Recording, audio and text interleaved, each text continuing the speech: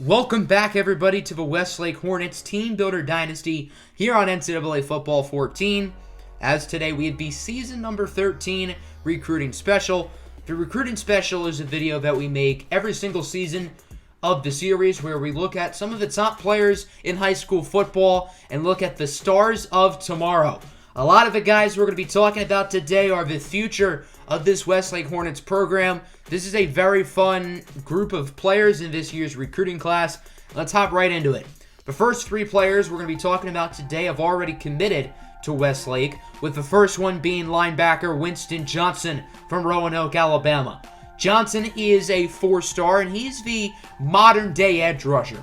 At 6'2", 220 pounds, Johnson has elite athleticism, burst, and finesse moves coming off the edge. He's not a super well-rounded linebacker, as he's not great against the run, nor is he phenomenal in coverage, but Westlake has a great history and track record of developing talented linebackers. Just look at Lewis Kahn, who was a freak athlete himself coming out of high school. Kahn developed into a superstar at Westlake and was the #1 pick in the NFL draft. I don't think Winston Johnson necessarily has the athletic traits that Lewis Kahn has, but Westlake knows how to develop talented linebackers. The next guy we're going to be looking at is running back Kilpatrick from Salt Lake City, Utah, a hometown kid. Hill showed a lot of interest in Westlake very early into the recruiting process. This is where he really wanted to go, and this is where he's going to be playing on Saturdays. I don't think Hill's ever going to be a true #1 back for Westlake, but he's a really good power back. He's great in short yardage situations. I think that's where he's going to make his money with the Hornets. The third and final player who's already committed we're going to be looking at is five-star athlete Michael Hopkins. Hopkins resides from San Antonio, Texas. The Longhorns did show a lot of interest in him, but he really wanted to go to Westlake. Hopkins plays on both sides of the ball. He's a quarterback on offense, and he's a cornerback on defense. He will most likely play in the secondary in college. I don't think he has the arm talent to be a great quarterback, at least in comparison to some of the other players we're going to talk about in today's episode who could be joining the Westlake Hornets. But Hopkins is really talented, and I think the Hornets are very excited to have him on the team. Now let's look at all the players who Westlake is actively going after. And the first one we will take a peek at is cornerback Patrick Nance from Springfield, Pennsylvania. Nance is a smidge under 6 feet and a smidge under 200 pounds.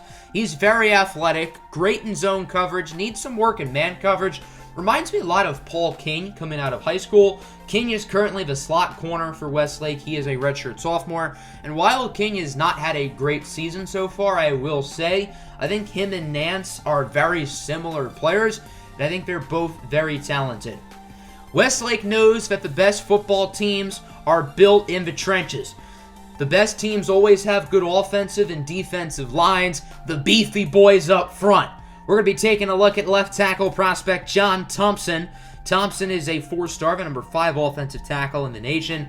Currently a three-way race between Westlake, Army, and BYU. The Hornets have a slight lead, but this battle is not locked at all.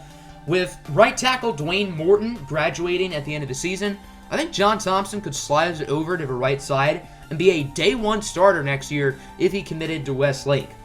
Now let's take a look at the highest ranked player on Westlake's recruiting board this season, regardless of position, and that is wide receiver Damien Rose from Spring, Texas. Rose is the 3rd ranked receiver in the nation. He is the 8th overall player in all of high school football. Super talented kid, and as you can imagine, a lot of teams want him. Currently, USC, Ohio State, Louisiana Tech, and Michigan are all in the running along with Westlake. Rose is a jack of all trades. Doesn't do anything super well, but he has solid athleticism, solid speed. He's a good route runner, and he has good hands. He gives you everything you want in a receiver, and I think is one of the more polished players in this year's recruiting class. Now let's take a look at a couple players from Burmester High and Ogden. We know these two high school football teams very well, both from the state of Utah. A lot of their talented players have gone on to become Westlake Hornets. And let's take a look at some of their stars now, including running back Noel Hubbard. Hubbard plays for Burmester High, and even though he's the 21st ranked running back in the class, I do think he is a better prospect than Kilpatrick, who is the 5th ranked running back in the class, who's already obviously committed to Westlake. I think if the Hornets do get Taft Hubbard, I think him and Matt Miller, one of the recruits from last year's class, could be a really fun 1-2 duo going forward once the current group of running backs Westlake has eventually graduates. At the wide receiver position, we know Burmester High always has elite receivers.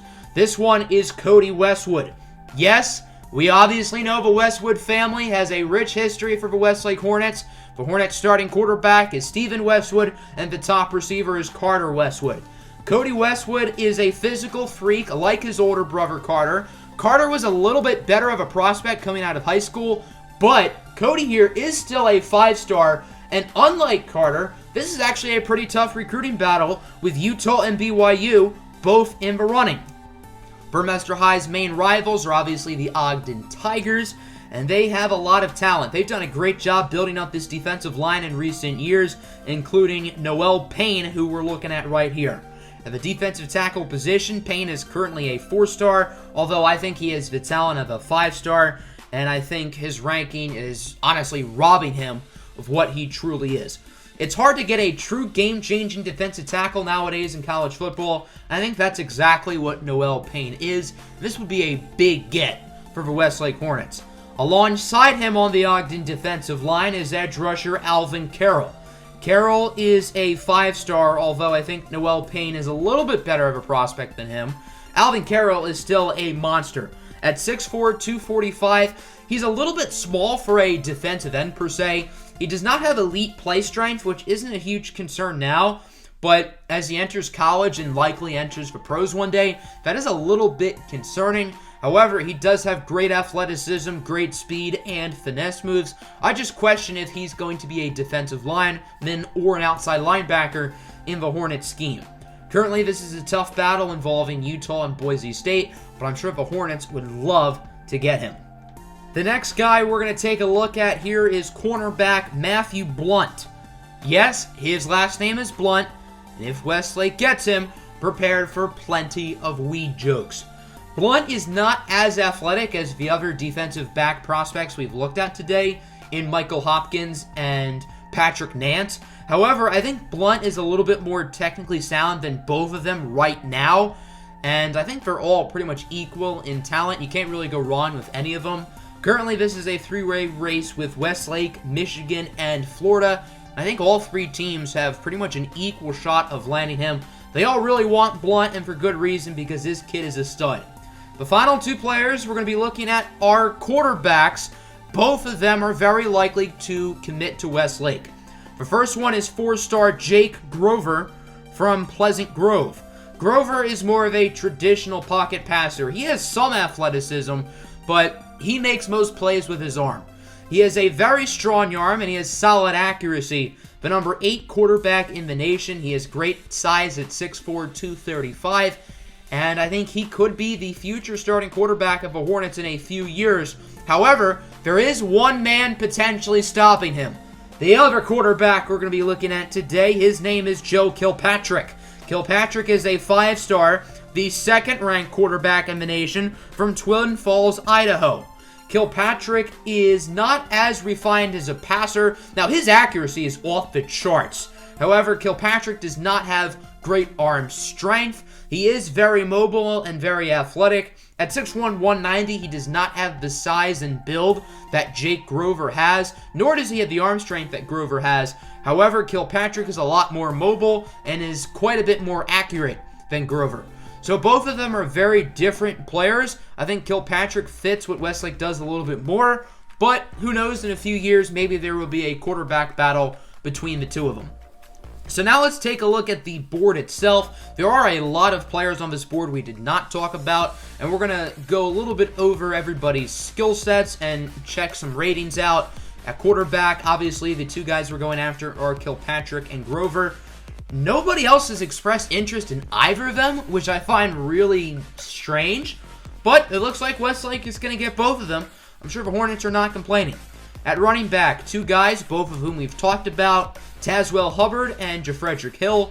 Hill is already committed. Hubbard is going to be a tough battle, as our main competition for him is likely BYU. Utah as well still really wants him, but chances are Hubbard is either coming here or with the Cougars. I think Hubbard has a better chance to be a lead back, and I think Frederick Hill is more of a complementary back. But regardless, I think both of them are really talented players. At fullback, we are going after someone, TJ Hill. This is a tight battle. We're not putting any points into him, but hopefully we get him. At wide receiver, the big names, there are 5 stars, Damien Rose and Cody Westwood. As you can see, as I mentioned in the highlights portion, Rose is talented across the board. Westwood is a little bit more of the athlete and not quite as refined as a receiver. And there's also Justin Bennett, a solid 4-star on our board, who we're probably going to get. I don't think he has a huge future with us, but, I mean, he's a talented kid, so maybe. Going after 2 offensive tackles, one of which is John Thompson, who we did talk about earlier today. Thompson is a very good run blocker, he's a very good pass blocker, and he's a very good impact blocker. He gives you all 3 of the main components you want in an offensive tackle. We're also going after Quentin Foster, but he's probably going to commit to UCLA. At defensive end, 2 players, including Alvin Carroll. Currently, Utah has the lead. I think they are our main competition for him, although the Boise State Broncos want him as well. We're also going after Andrew Miller, another player that teams really have not looked at too much, and a guy who's gone under the radar, but I think Miller is pretty well-rounded, and he could be a really nice get for the Hornets. 2 defensive tackles. We talked about Noel Payne. A lot of teams want Payne. We are currently in 2nd behind Notre Dame. There's also Zach Jones, who's a really talented player as well. The Hornets are currently struggling in the battle for Zach Jones, and I do not expect him to commit. And because of that, I think the Hornets are really going to put a focus on trying to get Noel Payne. If the Hornets get both players, then that's great, but I would expect them to probably only get one. Jones is most likely looking at Oregon or Auburn. 2 outside linebackers, both of whom were instant commits. The first one is Edwin Giardi, or Giardry. I don't know how to say that name. I'm going to have to figure that out. Edwin here is a well-rounded player. I think he is pretty talented across the board. And then a guy we talked about in Winston Johnson. Great athleticism. His block shedding is higher than I thought it was, so I guess he's not that bad against the run. But in coverage, he does struggle quite a bit and does need to be refined. And middle linebacker, Matt King, a 76 overall. I want to get into this battle, but it's kind of challenging, and I kind of want to scout him now that I think about it. So we're going to take some points off of Mr. Blunt here. Currently, I believe it was Louisiana Lafayette who was in first place for King, with Illinois in the running as well. King goes down to a 75. Probably not going to put a lot of points into him right now, but as we can hopefully get more of our guys to commit, maybe we can potentially start to invest a little bit more in King. At corner, here's Matthew Blunt, who's a great player, and then Patrick Nance as well, both of whom are 80 overall. They are both elite talents in my opinion. Westlake has gotten a lot of really good corners in recent years, so I don't know when these guys are going to be able to play, but they are phenomenal, so I would imagine it's sooner than later. No safeties or special teamers. Westlake does not have a punter going into next year. I imagine one of the quarterbacks, Keith Fleming, will likely take over punting duties next year. Looking at the athletes, of course, there's Michael Hopkins, who we talked about. He can throw, he can make plays as a receiver, but I think he's probably going to go to the secondary. Well, all the corners we've gotten, he might play safety. And then another top athlete we're going after, but we did not talk about, is Damian Purcell. The 4th-ranked athlete in the nation. We did not talk about him because he has not played this year. He was on academic suspension to start the high school season. Eventually, he was reinstated, but decided, screw you, team, for suspending me. He decided to drop out of school and has focused on his college recruiting. Now, a lot of teams view this as a major red flag, and only one team is going after him, that being the Westlake Hornets. Purcell will most likely play on the offensive side of the football. He can throw the ball quite a bit. Could also play running back or receiver, so I think the Hornets can use him in a number of different ways. A couple other talented athletes, including Chris Payne. I believe he's probably going to Old Dominion. And then Avery Horn, a very solid athlete. He's a big guy. I think he's like 6'5", 275. We're going to scout him as well, take some points off of Purcell, who's pretty much a lock to come here. And he actually goes up to a 73. I think he could be a good defensive lineman. It does not show his blocking stats as an offensive lineman, but I think as long as they're not bad, knowing a lot of the athletes in this game that are built like him, I think he's probably going to have good blocking stats.